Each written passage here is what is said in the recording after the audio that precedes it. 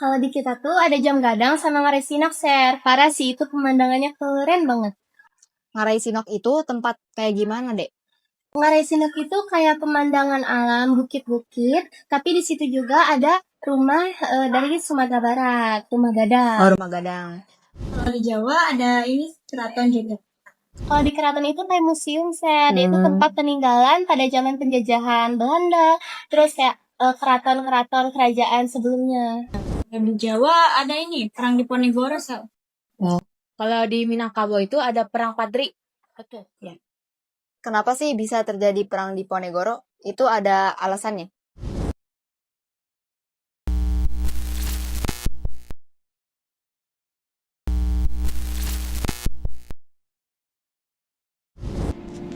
Assalamualaikum warahmatullahi wabarakatuh. Halo semuanya, kembali lagi di Pones Podcast di Waranes.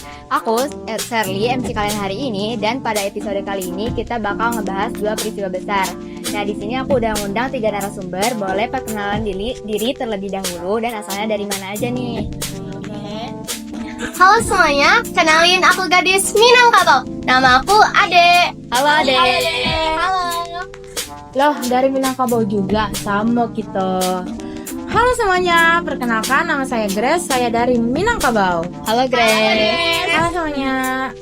Halo semuanya, kalau aku Febriana. Aku berasal dari Jawa dan aku tinggalnya di Yogyakarta. Halo Febri. Hai. Nah guys, berhubung kalian beda pulau, aku pengen tahu apa sih yang bikin daerah kalian ini ikonik gitu. Kalau di kita tuh ada jam gadang sama ngarai sinak, Ser. Parah sih, itu pemandangannya keren banget. Ngarai Sinok itu tempat kayak gimana, Dek? Ngarai sinak itu kayak pemandangan alam, bukit-bukit, tapi di situ juga ada rumah dari Sumatera Barat, rumah gadang. Oh, Rumah Gadang. Jadi tempat pariwisata. Ya. Oh, ya bener banget. Dan juga jam gadang ini peninggalan pada zaman Belanda. Kalau di Febri ada apa? Kalau di Jawa ada ini keraton juga. Nah sebelumnya juga kalian udah pernah belum lewatin ke keraton Yogyakarta atau masuk itu ke keraton Yogyakarta? Belum nih sayangnya ya. Aku ke Jogja itu paling buat study tour doang, kayak mampir ke Candi Prambanan sama jajan-jajan di Malioboro lah. Tapi di sini ada yang udah pernah ke keraton. Waktu itu pernah, tapi sekalian juga sama kayak Sally ke Candi Prambanan sama ke Jalan Malioboro. Nah, di keraton tuh ada apa aja sih? Kalau di keraton itu kayak museum, Set. Itu tempat peninggalan pada zaman penjajahan Belanda. Terus kayak keraton-keraton kerajaan sebelumnya. Sama aku juga sama kayak Charlie sama Ade, tapi cuma sekitar feeling doang gitu. Aku kira tuh tempat ikonik di Jawa bukan keraton doang kayak candi, tapi itu termasuk juga nggak sih ya? Berarti Candi Prambanan, Borobudur gitu. Tapi yang paling ikonik keraton gitu. Oh. Nah, di Belanda itu katanya Belanda Pak. Ini di Sumatera, itu kan peninggalan dari Belanda ya, jam gadang ya. Iya, jam gadang. Kok bisa sih peninggalan dari Belanda? Kenapa coba? Nah, karena jam gadang ini juga peninggalan pada zaman pada zaman apa namanya? Pada Zaman zaman ini. ya Belanda. ya kan. Nah, juga dia tuh arsitekturnya ini juga menjadi kolonial banget. Buat Padang sampai sekarang juga begitu. Oke. Terus di daerah kalian ada kayak perang gitu, peristiwa besar? Ada. Dan di Jawa ada ini perang Diponegoro. Kalau di Minangkabau itu ada perang Padri.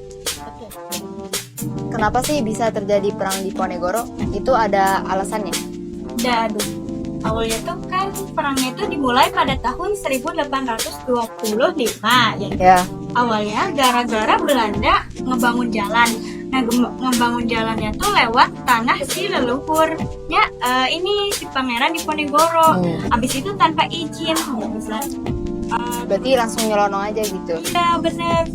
Terus juga kan rakyat udah capek sama pajak yang tinggi ditambah perlakuan yang gak adil dari Belanda gitu. Jadi kayak si Belanda itu semena-mena sama rakyat juga. Berarti awalnya itu masalahnya kecil, tapi jadi besar itu karena si Belandanya ini ngelewatin jalan leluhur Pangeran Diponegoro. Akhirnya, terus juga dia kan gak adil ya sama rakyat. Akhirnya si rakyat ngeberontak gitu. Oke. Kalau dari perang Padri itu kenapa bisa terjadi? Nah, kalau perang Padri itu tuh dimulai pada tahun 1803 ya di Sumatera Barat. Jadi tuh awalnya itu bukan datangnya Belanda, tetapi karena ada konflik internal. Jadi si kaum adat dengan kaum Padri itu jadi kayak bukan bersatu kayak perang gitu loh. Ya, jadi si kaum Padri ini tuh ingin nerapi agama Islam. Nah, sedangkan si kaum adat ini ingin megang tradisi lama Minangkabau gitu. Tradisi daerah itu. Iya, tradisinya. Jadi si konflik internal itu tuh antara si kaum Padri dengan si kaum adat. Oke. Ya, betul banget kata Grace. Jadi konflik internal ini yang bikin situasinya makin rumit. Kaum Padri yang pengen mengubah ajaran Islam, sedangkan kaum adat ingin mempertahankan yang udah tradisi yang udah masih jaga gitu. Jadi mereka beda pendapat. Ya, beda pendapat mereka. Terus Belanda datang kan? Iya. Situasinya gimana? Beda.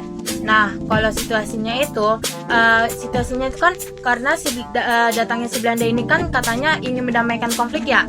Tetapi lama-kelamaan si Belanda ini tuh malah ikut campur dan juga mereka memperkeruh suasana, dan juga si Belanda ini memanfaatkan konflik ini untuk memperluas mereka untuk mempengaruhi di Sumatera Barat Si rakyat. itu. Iya, si rakyat. Jadi dengan cara ngeprovokasi apa? Iya, benar. Oh. Jadi kayak mereka tuh seperti kayak gitu. Iya, jadi yang tadinya dua kelompok itu beda pandangan malah bersatu karena adanya si penjajahan Belanda ini. Ya, karena mereka sadar kan penjajahan Belanda itu penjajahan yang lebih besar gitu. Ya. Perbedaan yang lebih besar. Jadi mereka bersatu untuk melawan Belanda bareng-bareng. Oke. Dari yang aku dengar sih polanya sama ya. Jadi si Belanda itu datang ke Indonesia. Awalnya kan mereka mau bantu, tapi akhirnya ya malah gitu ngancurin rakyatnya. Maksudnya malah pengen nguasain satu daerah itu kan ya. Iya, benar banget. Malah bikin hancur kan. Terus kan kalau di perang itu pasti ada tokoh utama atau pemimpin. Nah, di Jawa kan tadi ada Pangeran Diponegoro. Itu tuh latar belakangnya kayak gimana? Terus sosok Pangeran Diponegoro itu gimana sih? Aku belum tahu soalnya. Oke, ceritain. Kalau Diponegoro itu kan dia lahir pada tahun 1785. Ya. Nah, dia itu putra dari Sri Sultan Hamengkubuwono III di Yogyakarta. Tapi dia tuh bukan putra mahkota gitu. Karena ibunya tuh bukan permaisuri yang resmi. Terus juga Diponegoro itu lebih dikenal sebagai sosok yang religius, lebih suka hidup sederhana, dan dia juga lebih suka menyepi di Tegalrejo, jauh dari Timur Keraton. Tapi jangan salah sih, walaupun Diponegoro ini menjauh dari istana, terus juga tapi dia pengaruhnya tuh besar banget Bagi rakyat. Iya, benar. Dia kan disegani sebagai tokoh alim, bijak, dan juga pengikut yang setia banget sama Diponegoro ini. Terus jadi menurutku Diponegoro itu keren banget sih. Diponegoro kan pangeran yang religius, Ya. sederhana, tapi juga dia tetap tegas sama rakyat-rakyatnya. Terus juga dia lebih memilih desa bareng rakyat-rakyatnya dibandingkan duduk bermewah-mewah di istana gitu. Terus juga pas perang dia nggak cuma jadi pemimpin, tapi dia juga jadi panutan moral buat rakyat. Di Jawa itu. Ya, Keren sih ya. Jadi beliau ini lebih milih tinggal di desa gitu. Berarti beliau itu menunjukkan kalau dirinya itu rendah hati, jadinya lebih milih sama rakyat dibanding tinggal di istana. Kalau perang Padri itu gimana? Terus tokohnya tuh siapa sih? Tuanku Imam Bonjol. Latar belakangnya gimana? Nah, kalau tokoh utamanya itu tuh ada Tuanku Imam Bonjol ya. Nama aslinya itu Muhammad Syahab. Dia tuh lahir sekitar tahun 1772 di Bonjol, Sumatera Barat. Jadi beliau ini tuh dikenal sebagai orang yang taat pada agama dan juga memiliki ilmu pengetahuan agama yang dalam banget. Dan juga beliau ini tuh memiliki sikap kepemimpinan yang kuat banget. Jadi begitu. Iya, betul banget tuh kata Grace. Jadi Tuanku Imam Bonjol ini bukan sekadar ulama, tapi beliau juga seorang intelektual yang memiliki visi tentang bagaimana masyarakat Minangkabau seharusnya hidup dengan ajaran Islam. Oke. Apa sih cerita latar belakang dari Tuanku Imam Bonjol juga gak kalah keren ya dari Pangeran Diponegoro, apalagi pas apa sih tadi Tuanku Imam Bonjol itu bisa nyatuin si kaum adat sama kaum Padri ya. Iya benar. Nah, kalau jalannya perang itu gimana sih strateginya gitu? Kalau perang Diponegoro itu dia pakai strategi gerilya. Jadi di mana pasukannya itu nyebar di banyak wilayah kayak Gelang, Kedu, sampai ke Banyumas. Ya. Nah, mereka itu kayak tiba-tiba ngilang, terus tiba-tiba muncul lagi, tiba-tiba ngilang, tiba-tiba muncul lagi, sampai si Belanda ini bingung sendiri gitu, kenapa dia tiba-tiba muncul, terus tiba-tiba muncul lagi gitu. Ngilang muncul gitu. Itu berapa tahun? Sampai 5 tahun. Berarti lama ya dia ngilang terus muncul laginya sekitar 5 tahun. Terus akhirnya itu mereka bisa bebas dari Belanda itu. Iya, Sir. Dengan strategi gerilya itu. Iya. Oke. Kalau perang Padri itu berapa lama dijajahnya? Nah, kalau perang Padri ini tuh bahkan lebih lama lagi, Ya. sekitar 30 tahun lebih. Jadi bukan karena awalnya Belanda gitu, jadi perang Padri itu. Jadi awalnya itu si kaum Padri ini kan sempat unggul ya, karena datangnya si Belanda, jadi situasinya itu berat banget.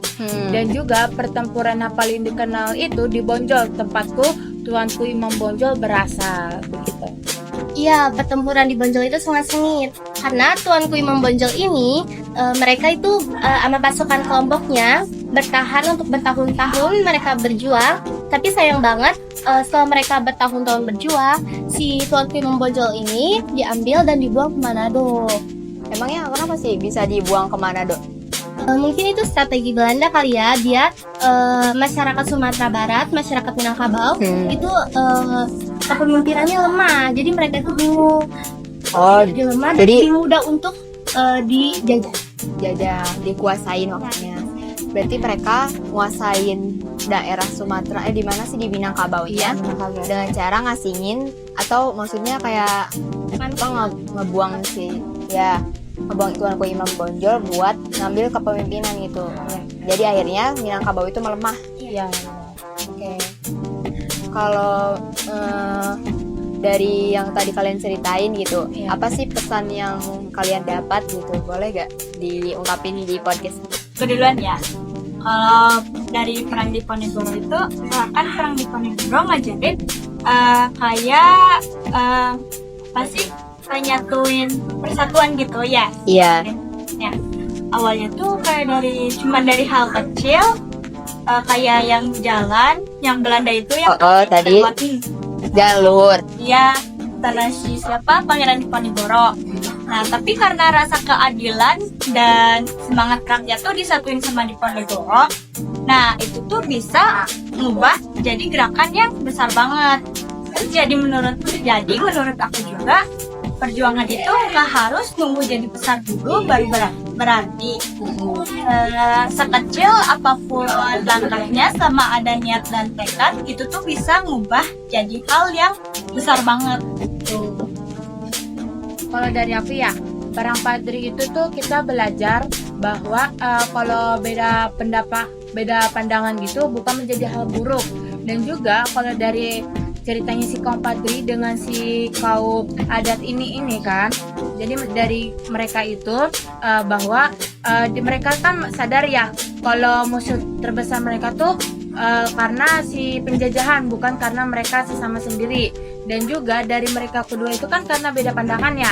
Jadi pelajaran yang kita dapat itu, kalau kita mau maju, kita tuh harus nyatuin perbedaan itu, kita harus nyatuin perbedaan supaya kita mencapai tujuan yang lebih besar daripada beda pandangan sesama kita. Dan satu lagi, dari perjuangan Tuanku Imam Bonjol juga ngajarin kalau perjuangan itu harus dilandasi dengan keimanan dan juga keteguhan hati. Ya. Karena kan Tuanku Imam Bonjol ini dia berjuang bukan hanya untuk kelompoknya aja kan, untuk orangnya itu, tapi untuk seluruh masyarakat yang ada di Minangkabau. Bagus sih pesan dari kalian. Jadi dari yang aku dengerin tadi itu keren banget sih nenek moyang kita waktu dulu itu, dia rasa semangat nasionalismenya itu sangat tinggi ya teman-teman. Apalagi sebelum kata Indonesia itu ada gitu. Nah, ini kan waktunya udah agak kerasa nih mau habis. Makasih ya buat Febri, Ade, sama Grace sudah mau jawab pertanyaan tadi, terus juga mau sharing-sharing tentang peristiwa besar itu. Ya, Senang juga ya bisa cerita sejarah dengan cara santai kayak gini. pasti dong. Ya, benar banget. Dan juga semoga yang menonton ini dan mendengar podcast kita, semoga kalian semangat untuk belajar sejarah Indonesia ya. Ya, semoga kita semua bisa mengambil pelajaran dari sejarah tadi dan bisa menerapkannya dalam kehidupan sehari-hari.